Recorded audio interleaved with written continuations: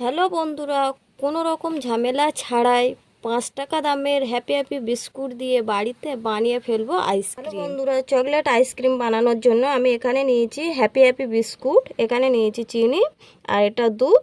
এবার happy happy বিস্কুটটা মিক্সচারে দিয়ে পেস্ট করে নেবো। চলো বন্ধুরা দেখা যাক। চকলেট আইসক্রিম বানানোর জন্য প্রথমে আমি এখানে 2 চামচ চিনি দিয়ে দেবো। তারপরে হ্যাপি হ্যাপি বিস্কুটগুলো ভেঙে ভেঙে দিয়ে দেবো এর মধ্যে।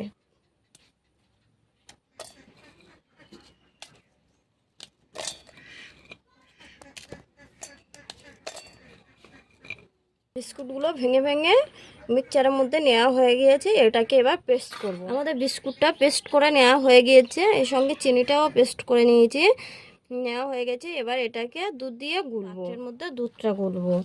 দুধটা গলার জন্য আমার এখানে হালকা উষুম উষুম গরম পানি নিতে হবে, নিয়ে দুধটা গুলে নেব।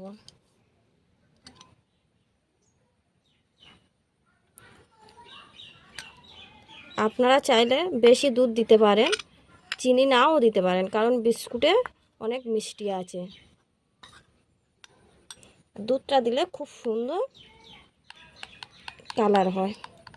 হ্যালো বন্ধুরা, বিস্কুটের গন্ধটা থেকে যায়, সেই জন্য করে আমরা এখানে দুধের সঙ্গে এলাচ গুঁড়ো মিক্সড করে নেব।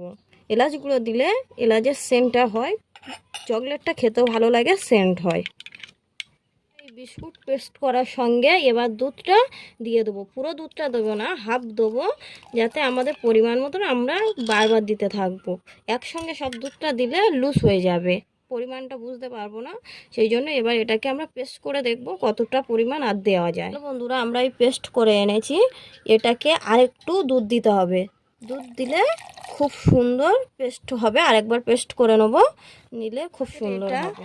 খুব সুন্দর পেস্ট হয়ে গিয়েছে, আমরা পেস্ট করে নিয়েছি, খুব সুন্দর। দেখুন, এই রকমভাবে লুজ করতে হবে। এটাকে এবার আইসক্রিমের কাপের মধ্যে দিয়ে দেবো, দিলে খুব সুন্দর আইসক্রিম হবে। আইসক্রিমের কাপটা নিয়ে নিয়েছি, আইসক্রিমের কাপের মধ্যে প্রথমে দিয়ে দেবো কাঠবাদাম। কাঠবাদাম কুচি কুচি করে নিয়ে নিয়েছি, দিয়ে দেবো। আইসক্রিমটা যখন খুলবো মাথার প্রথমেই থাকবে, তো খুব ভালো লাগবে, দেখতেও ভালো লাগবে, খেতেও ভালো লাগবে। বন্ধুরা, এবার এর মধ্যে দিয়ে দেবো একটু একটু ডেয়ারি মিল্ক চকলেট।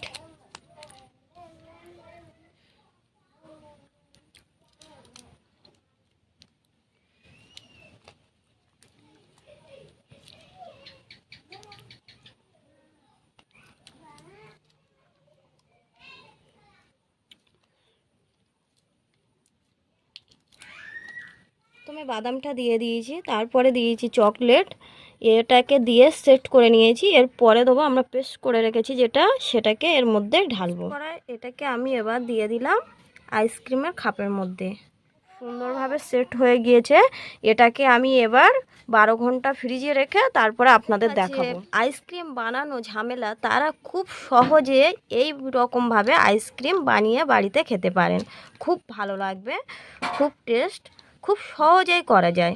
আপনারা চাইলে বাড়িতে বানাতে পারেন। হয়েছে আর কত সুন্দর দেখতে হয়েছে, আপনারা দেখুন, হেভি সুন্দর। বন্ধুরা, এবার আমি খেয়ে টেস্ট করে আপনাদের বলবো কত সুন্দর হয়েছে। হেভি সুন্দর টেস্ট হয়েছে। আপনারা বারবার দেখবেন, লাইক শেয়ার কমেন্ট করে দেবেন।